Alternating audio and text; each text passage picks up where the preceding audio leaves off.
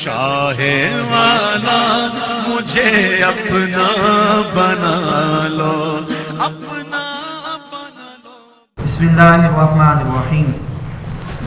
ان الذین کفروا سواء علیہم اانذرتہم ام لم تنذرہم لا یؤمنون۔ ختم اللہ علی قلوبہم وعلی سمعہم وعلی ابصارہم غشاوہ ولہم عذاب عظیم۔ آمنت باللہ صدق اللہ العظیم۔ حضرات محترم، سورہ بقرہ شریف کی ابتدائی آیات میں آپ احباب ایمان والوں کی، متقین کی 5 خوبیاں، 5 صفات سماعت کر چکے ہیں۔ اس کے بعد اللہ تبارک و تعالیٰ نے جس شخص کے اندر یہ 5 خوبیاں آ جاتی ہیں ان کے معیار کو بیان فرمایا۔ ان کا معیار کیا ہو جاتا ہے؟ فرمایا کہ یہی وہ لوگ ہیں جو ہدایت پر ہیں، اور پھر فرمایا کہ یہی وہ لوگ ہیں جو کامیاب ہونے والے ہیں۔ کامیابی انہی لوگوں کے لیے ہے جن میں یہ 5 خوبیاں ہیں۔ قرآن پاک کا یہ اسلوب ہے، اللہ تبارک و تعالیٰ نے قرآن مجید میں جہاں کہیں بھی جب ایمان والوں کا ذکر فرمایا تو ان کے ساتھ ہی کافروں کا ذکر فرمایا۔ جہاں پہ جنت کا ذکر فرمایا اس کے ساتھ جہنم کا ذکر بھی فرمایا، اور جہاں پہ جہنم کا ذکر ہوا اس کے ساتھ ہی جنت کا ذکر بھی ہوا، کیونکہ کسی بھی چیز کی جو حیثیت ہے وہ اس کی ضد کے ساتھ معلوم ہوتی ہے۔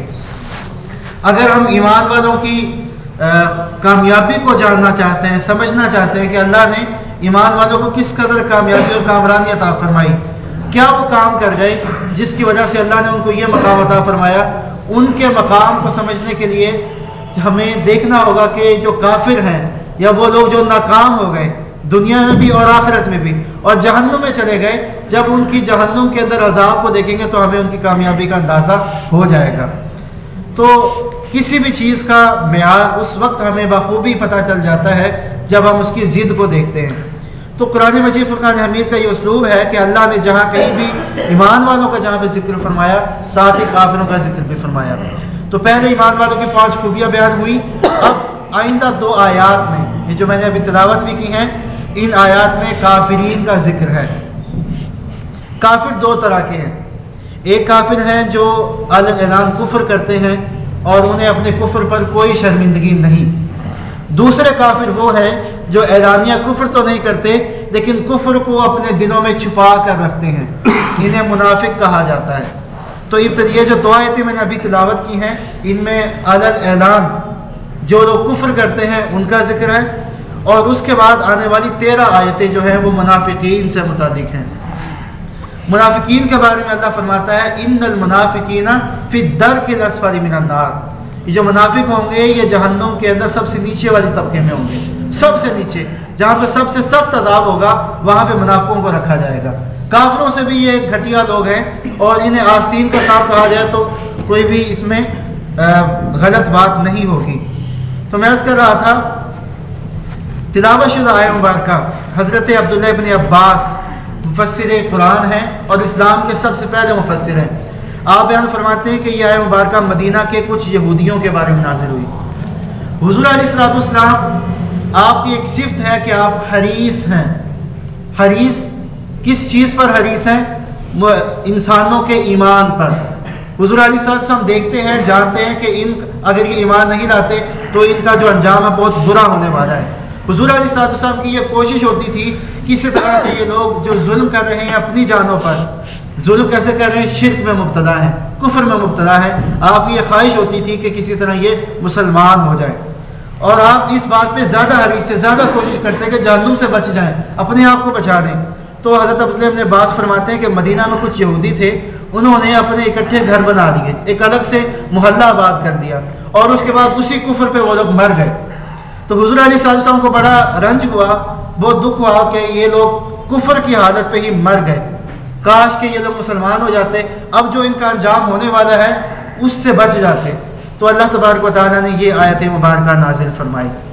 اور ایک اور روایت کے مطابق حضرت انس رضی اللہ تعالیٰ عنہ کے راوی ہیں، آپ فرماتے ہیں کہ یہ جو آیات ہیں جو بھی میں نے تلاوت کی ہیں یہ غزوہ بدر کے اندر جو کافر مرے تھے ان کے بارے میں نازل ہوئی۔ حضور علیہ السلام کو یہ غم تھا کہ کاش ابو جہل جو تھا یا اس کے علاوہ جو دیگر لوگ تھے بڑے بڑے سردار جو تھے وہ کاش مسلمان ہو جاتے، اور آج جو ان کا انجام ہوا ہے اس سے بچ جاتے ہیں، اللہ تبارک و تعالیٰ کے قہر و غضب کا شکار نہ ہوتے۔ تو اللہ تبارک و تعالیٰ نے ان آیات کو نازل فرمایا۔ ترجمہ کیا ہے؟ ان آیات کا ترجمہ ہے ان الذین کفروا، بے شک وہ لوگ جنہوں نے کفر کیا۔ کافر کیسے کہا جاتا ہے؟ لغت کے اعتبار سے کافر چھپانے والے کو کہا جاتا ہے، یا ایک معنی کہ اس کا یہ بھی ہے انکار کرنے والے، ناشکری کرنے والے۔ تو جنہوں نے توحید کو یا اللہ تبارک و تعالیٰ کے پیغام کو چھپا دیا اور اپنے کفر پر ڈٹے رہے، وہ لوگ کافر قرار پائے۔ فرمایا وہ لوگ جنہوں نے کفر کیا، سواء علیہم اانذرتہم ام لم تنذرہم لا یؤمنون۔ حضور علیہ السلام کو یہ تسلی دی جا رہی ہے کہ آپ ان پر غمگین نہ ہوں، پریشان نہ ہوں، دکھی نہ ہوں۔ آپ ان کو اللہ کا پیغام سنائیں یا نہ سنائیں، آپ ان کو جہنم کا ڈر سنائیں یا نہ سنائیں، لا یؤمنون، یہ ایمان لانے والے نہیں ہیں۔ یہ وہ لوگ ہیں جن کے قسمت کے اندر بت پرستی کو یا شرک کو لکھ دیا گیا ہے، یہ ہمیشہ سے کیسے لانے والے ہیں۔ اب ذہن میں اشکال پیدا ہوتا ہے کہ جب یہ ایمان لانے والے ہی نہیں تھے تو پھر ان کو نیکی کی دعوت دینے کا کیا فائدہ، دین کی تبلیغ کرنے کا کیا فائدہ؟ حضور نے تو ان کو دین کی تبلیغ کی، پھر اس کی وجہ کیا تھی؟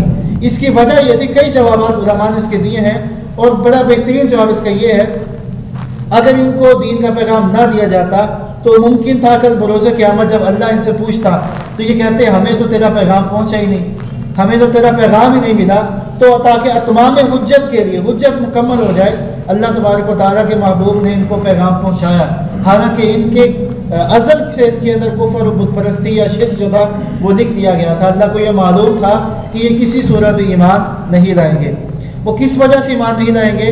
فرمایا ختم اللہ علی قلوبہم، مہر ثبت فرما دی اللہ نے، مہر لگا دی کس پر؟ فرمایا علی قلوبہم، ان کے دلوں پر، وعلی سمعہم، ان کی سماعتوں پر۔ اب یہ حق کو محسوس تو کرتے ہیں کہ یہ بات حق ہی ہے، لیکن اسے قبول نہیں کرتے۔ حق بات کو سنتے تو ہیں لیکن سمجھتے نہیں ہیں۔ وعلی ابصارہم غشاوہ، اور ان کی آنکھوں پر پردے ہیں، حق بات کو دیکھتے تو ہیں لیکن یہ نظر انداز کر دیتے ہیں۔ فرمایا وَلَهُمْ عَذَابٌ عَظِيمٌ، یہی وہ لوگ ہیں، فرمایا ان کے لیے دردناک عذاب ہے، بہت بڑا عذاب ہے۔ اللہ تبارک و تعالی ہمیں قرآن مجید، فرقان حمید کا فہم عطا فرمائے۔ شاہ والا مجھے اپنا بنا لو۔